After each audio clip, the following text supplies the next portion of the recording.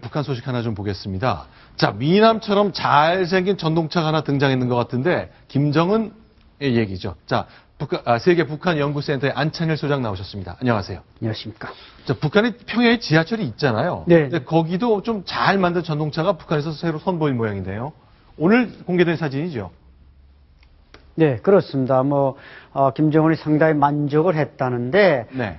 평양의 지하철은 이제 69년도에 공사를 시작해서 73년도에 개통을 했습니다. 네. 전부 다 이제 군인들, 인민무력부 8총국이 이제 공사를 했는데, 그동안 이제 전력 문제로 해서 운행이 시원치 않았는데, 지금 김정은이 평양 시내 어떤 시내 버스가 잘 다니지 못하고, 택시 요금이 비싸고, 이러다 보니까 또 지하철에 관심을 가지는 것 같습니다. 자, 지하 전동차가 생겼는데 미남자처럼 잘생겼다라고 굉장히 뿌듯했던 것 같네요. 그렇죠? 우리식의 지하 전동차를 개발한 것은 우리가 열심히 노력한 결과다라면서 기술자들을 칭찬했네요. 근데 제가 볼 때는 말이죠. 네. 북한의 지금 평양의 그 김종태 전기기관차 공장에서 저 전동차를 만드는데 네. 이 전동차를 만든다는 것은 코일이나 무슨 베어링이나 또한 그 내연 배관 네. 이게 많이 들어가는데 북한에서 이것을 절대로 생산할 수가 없습니다. 네. 따라서 제가 알고 있기로는 이제 중국의 장춘 궤도 객차 유한공사의 DK4 모델이나 독일의 이제 베를린 D 모델을 갖다가 그냥 외장만 하는 것이지 내장을 북한이 지금 김종태 전기관차 공장이 저걸 만들어낼 수는 없습니다. 네, 지금 보시는 건 불이 휘황찬란하게 켜진 평양의 지하철 모습인데 저게 평양 모습이라고 상상이 되지 않을 정도인데요. 저도 한번 가보긴 했는데요. 여기 이제 저희 지하철 노선도를 보여드릴게요. 제가 이제 2003년 평양에 취재 갔을 때 지하철을 한번 탔는데 딱 이제 한 구간만 타게 해주는 거예요. 네. 그리고 이제 그때 이제 절대적으로 이건 이제 오늘 김정은이 타고 갔던 그 구간이고요. 네, 네. 절대 여기 타고 있는 시민들에게 말을 걸지 말라는 조언과 협박 섞인 말을 제가 여러 번 들었거든요. 네. 근데 제가 안 지키고 좀 다가갔어요. 네, 네.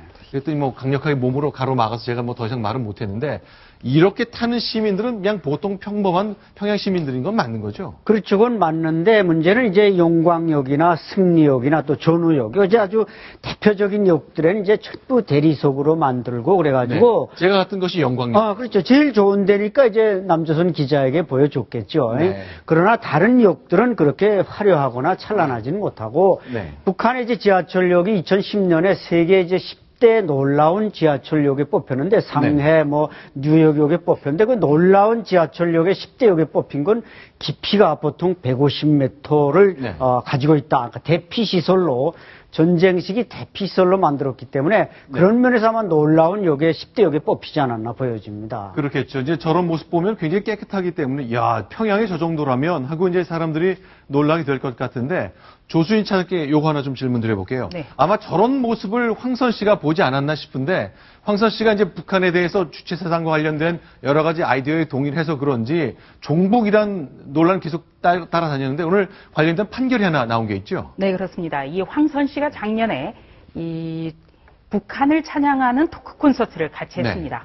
신은미 씨랑 함께 했었는데요. 네. 여기에 대해서 박근혜 대통령이 청와대 수석 비서관 회의에서 종북 콘서트 이렇게 발언을 했습니다. 네. 여기에 대해서 황선 씨는 작년 12월에 박 대통령의 종북 콘서트 발언 때문에 정신적인 고통을 겪었다면서 500만 원을 내놔라 손해배상 소송을 제기를 했습니다. 네. 그런데 오늘 서울중앙지법에서 이거는 이유가 없다, 타당성이 없다며 기각을 했습니다. 그러니까 네. 황선 씨가 패소를 한 건데요. 네. 오늘 재판부가 판결문에서 밝힌 내용이 재밌습니다.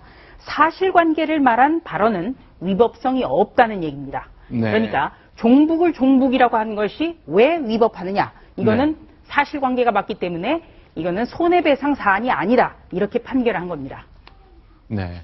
자, 이 황선 씨가요, 이제 평양에서 아이를 낳았기 때문에 많은 사람들이 굉장히 의아했거든요. 네. 출산한 일주일 전에, 예정일 일주일 전에 평양에 들어가서 아이를 낳았는데, 저 역시 평양에 있는 저 출산소, 이제 산부인과일 텐데, 저런 데는 시설이 굉장히 좋은 거겠죠? 그렇죠. 저것은 평양에 79년도에 유일하게 건설된 평양 산원입니다. 네. 우리 한국에서 여성 대표들이 올라가면 아주 보여주는 선전장소인데, 황선 씨는 저기서 이제 날짜까지 맞춰서, 그다음에 네. 노동당 창당 기념일에 맞춰서 출산했기 때문에, 네. 종북이라는 말을 쓰는 것은 너무나 당연한 것이죠. 네.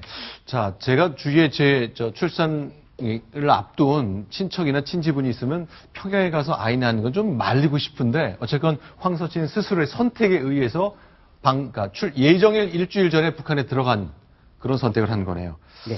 알겠습니다. 저런 사실이 역시 북한 내에 대대적으로 보도가 되나요? 그렇죠. 바로 그것이죠. 이제 우리 한국 국민들은 저걸 보고 다 정확히 판단하지만 북한 네. 주민들로서는 남한의 어떤 인사들이 북한에 와서 북한 체제를 찬양한다. 이것은 결국 북한이 어떤 대남 적개심, 대남 심리전 네. 이런 데서 이제 우월적 지위를 가지는 것이기 때문에 바로 종북이라고 우리가 평가할 수밖에 없는 것입니다. 네, 알겠습니다. 오늘 북한과 관련된 두 가지 소식 정리해봤습니다. 안찬일 소장님 말씀 고맙습니다. 네, 맞습니다.